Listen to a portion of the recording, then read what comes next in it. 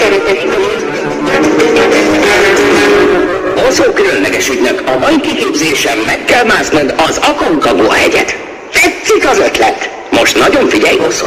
Az Aconcagua hegy a legmagasabb hegy itt. Mászáshoz használd a karod és a lábad. Ha feljutsz a csúcsra, megkapod a hegymászó jelvényét. Vettem, nagy parancs! Anyár különleges ügynök, találkozunk a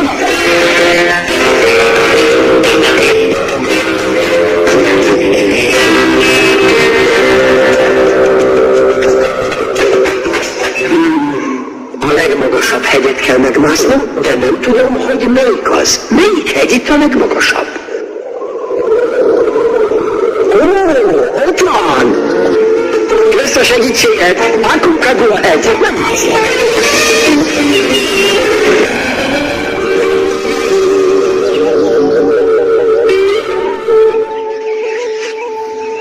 Stacy, mindjárt indulnunk kell. Nagy képes lapja már majdnem kész. Amy! Nagyon fog tetszeni neki. Kész vagyok. Induljunk. Nagy imádni fogja a lapot, amit csináltam neki. Az biztos. Te még azt kell adnunk, hogy a szülnapjára odaérjen.